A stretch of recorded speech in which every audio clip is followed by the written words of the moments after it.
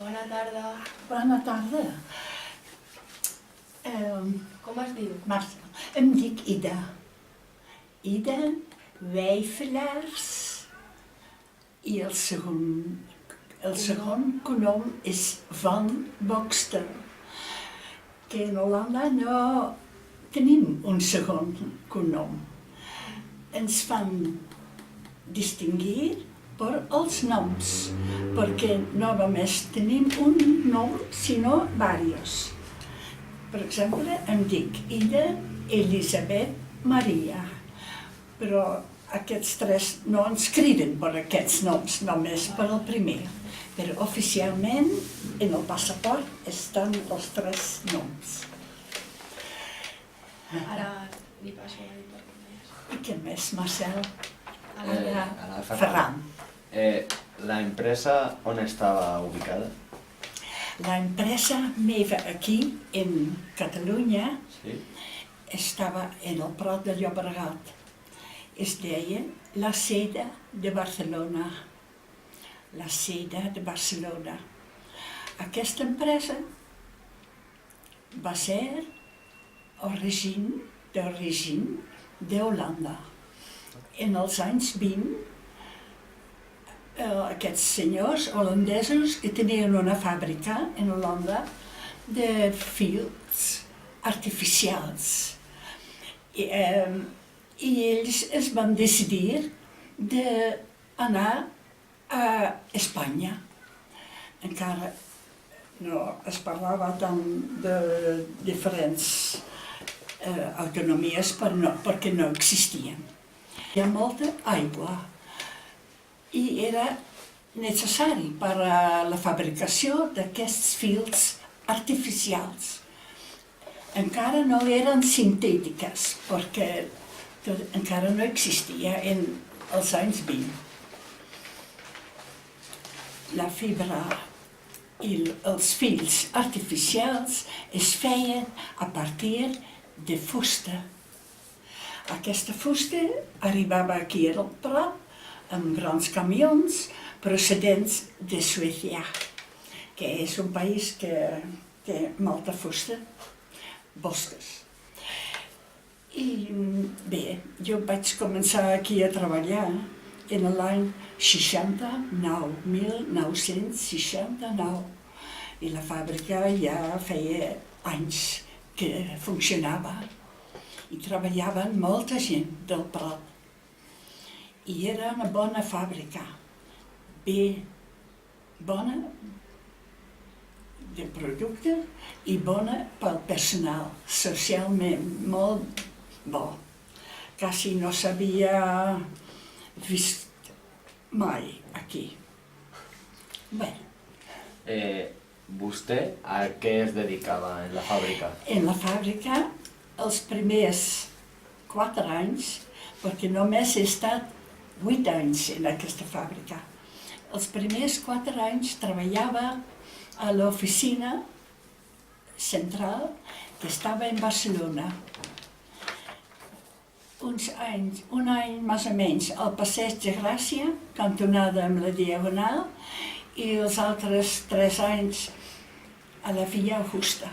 Ahir van instal·lar uns despatxos només per la Seda de Barcelona. I ahir treballava al departament de secretaria.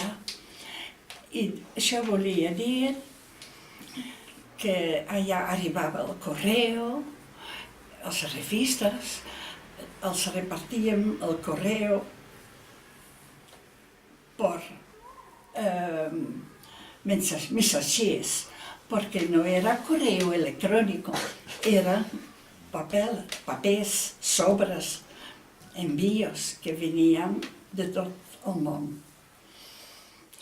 I jo tenia la feina meva era repartir les revistes tècniques, sobretot tècniques, però també econòmiques. I l'altra feina, la que més m'agradava, era enviar escrits a través del tèlex. El tèlex era com una màquina d'escriure, però es podia enviar el que tu havies escrit a distància.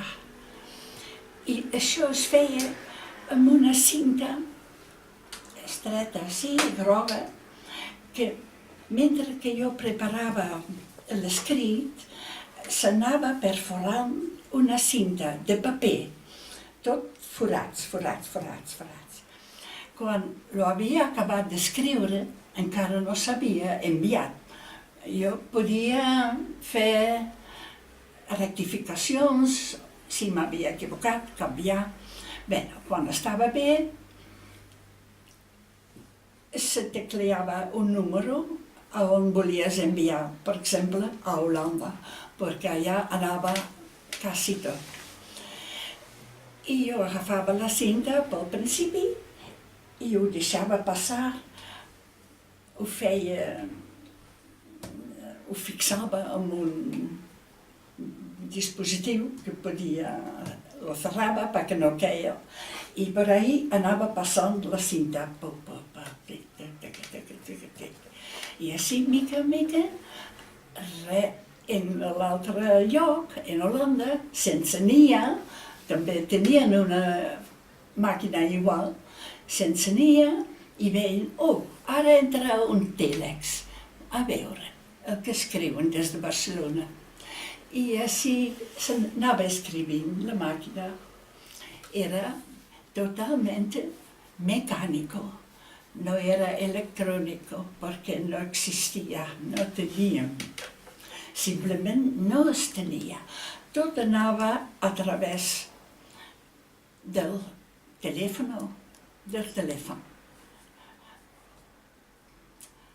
Això era la meva feina en la Via Augusta.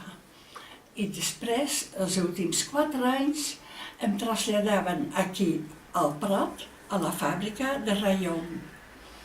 Que aquesta fàbrica ja no hi és, fa poc, fa uns anys, ja lo han tirat a terra. I ahí tenia que treballar com a secretària del director tècnico. Aquest senyor era un alto cargo, es deia. Viatjava molt o estava a la fàbrica, sempre, quasi mai no hi era. Algunes vegades per a fer reunions.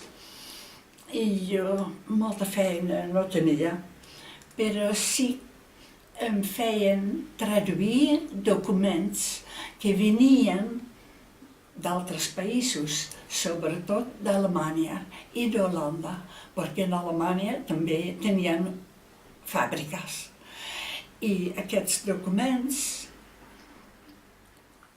descrivien, explicaven com se tenia que treballar per a fer els fils, com era el procediment de fer els fils artificials. Però us volia explicar el que feia abans de venir aquí. Amb 17 anys vaig començar a treballar i començava a la Telefònica Nacional d'Holanda. I què era això, la Telefònica? Doncs ara es agafa el mòbil i se pica i en seguida comuniques amb tothom. Però abans no era així de fàcil.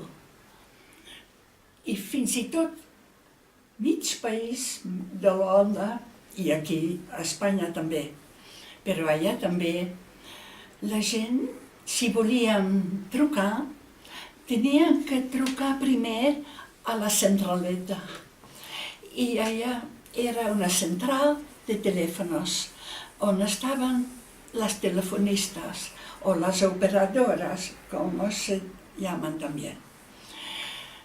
I tenien que demanar, per exemple, vull trucar a Sant Boi. Imaginem que estem al Prat. vull trucar a Sant Boi perquè des d'aquí a Sant Boi no podia trucar, i més lluny, impossible. I tot anava a través de les telefonistes. Nosaltres preníem nota del número de telèfon del client, que es deia abonado, i el que volia parlar. I aquella persona a casa seva tenia que esperar a que nosaltres li truquéssim. I quan teníem l'altra persona de Sant Boi esperant al telèfon, li deien: aquí té la seva conferència, parli vostè. I llavors podíem parlar, però automàticament no funcionava. Aquí tinc una foto on estem treballant les telefonistes. Deixa. Com era. Tot anava amb enxufes. No sé si alguna vegada ho haveu vist en alguna pel·lícula antigua. Tot anava amb enxufes i cordes. Sí. Era de nervis, però a mi m'agradava. I trucar, no es feia digitalment. Anava així. Aquí teniu un disco, ves, enforrat, també l'haureu vist en alguna foto o pel·lícula, que se trucava fent així, fent girar el disco. 1, 2, 3, 4... Per cada vegada tenies que girar el disco fins que tornava. Un altre, fins que tornava. Un altre. Bé, aquesta feina he fet 11 anys. A part de fer comunicacions, la gent podia demanar números de telèfon. No tenien listins o guies, o a vegades era d'un lloc lluny i no es podia trobar aquest número i ho demanaven a nosaltres. I aquests són guia telefònica giratòria. I aquesta noia, companya, buscava el número que la persona volia. Si a l'empresa, Sí, hi havia, a la seda on treballava, hi havia la mateixa quantitat d'homes i dones. si hi havia què? La mateixa quantitat d'homes i dones. Oh, la mateixa quantitat d'homes i dones. Doncs es pot dir que sí. No era que només homes i poques dones, perquè precisament per a fer els fils es necessitava dones. Tinc fotos d'això. Les dones tenien les mans fines i a més els feia cada dia la pedicura perquè no haguessin pells, ni res, ni ungles,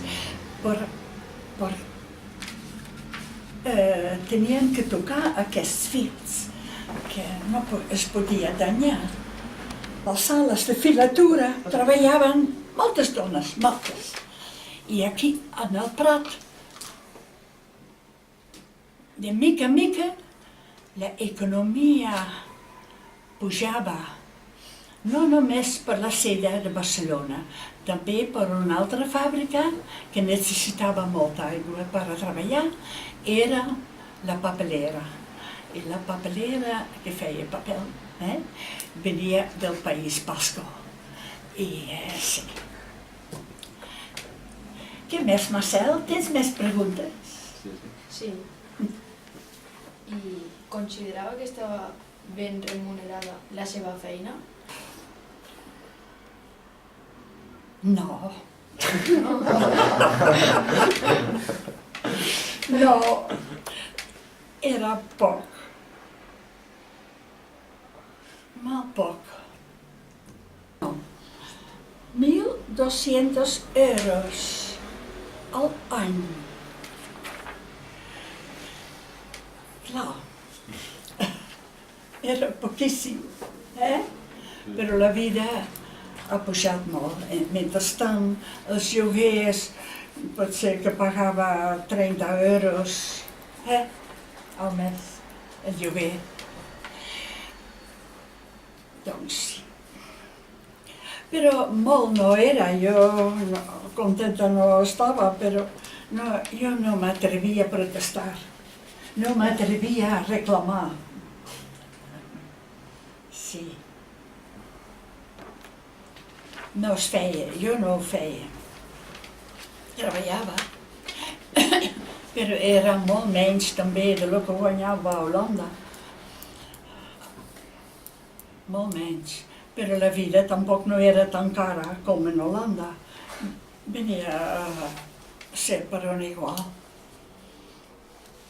Podia arribar al final de mes. Què més? ¿Cuántas horas duraba la jornada cada día? Quantes hores? Sí, Treballava al día. 8 hores. 8 hores, sí. Y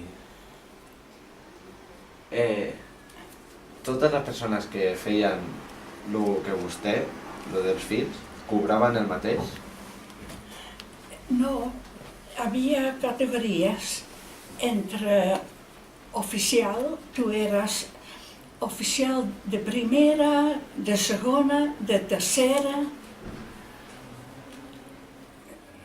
Després, entre els homes, primera administrativa estava jo,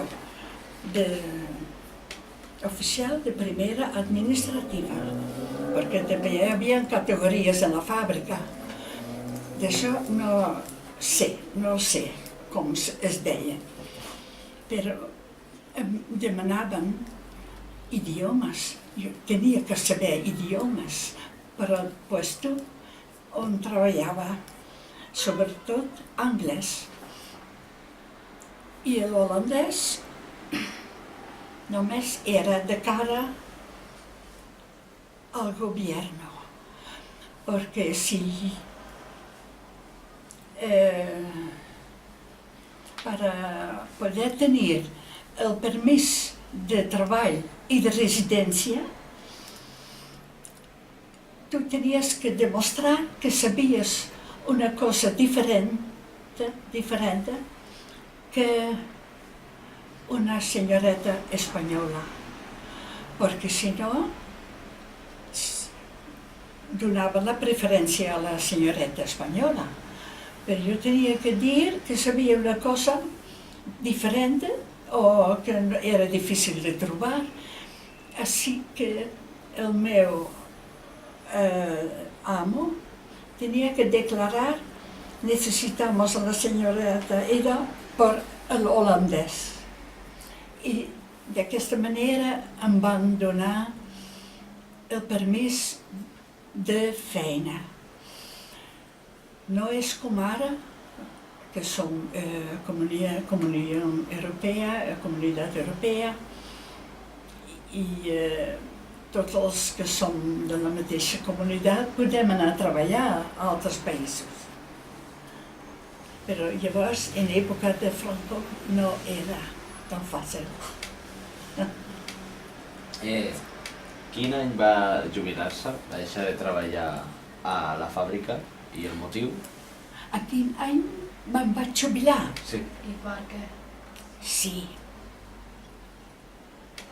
Us he dit que només he treballat 8 anys a la CEDER Barcelona, fins a l'any 77, del 96 fins al 77. Llavors vaig plegar, perquè el meu pare estava molt malalt en Holanda i jo volia tornar perquè anava a morir i la meva mare volia que jo tornés. I sí, el meu pare tenia càncer i va morir i he estat un any més a Holanda, allà visquent, però no podia acostumar-me ja no. Jo m'enyorava molt aquí al Prat, perquè tenia moltes amigues i amics i cantava a la coral i ho trobava tot a faltar. Bé, llavors vaig tornar al cap de mig any, en el 78, i llavors vaig anar al cap d'uns mesos buscant feina. Vaig trobar feina en l'Hospitalet de Llobregat, en una altra fàbrica holandesa que fabricava bidons metàl·lics enormes, grans, envases metàl·lics. I allà vaig estar treballant també 13 anys de secretària, de director, que també em volien per els idiomes, holandès, anglès. També em demanaven francès i alemany, però no es feia servir quasi mai. I aquí em vaig jubilar en aquesta fàbrica, perquè tancaven. Vaig entrar al començament, quan vam començar, i al final plegaven i amb les màquines els van traslladar a Reus, però la gent de les oficines teníem que plegar. I jo ja era gran, per això va ser la meva sort. Tenia 56 anys i encara podia no treballar. No he treballat més, però sí, només em faltaven 4 anys per arribar a l'edat de que podia cobrar la jubilació. I aquests 4 anys he treballat aquí a casa meva fent traduccions per a agències argèntiques. Així ja porto de jubilada 26 anys. Sí que he tingut, dintre de la mala sort, tingut sort. Sí, no és com ara. Però parlant dels idiomes, a mi m'ha ajudat per poder treballar. Clar, n'hi ha molts oficis en què podeu treballar, però a l'anglès us ho dic que estudieu-vos-ho bé, perquè és importantíssim.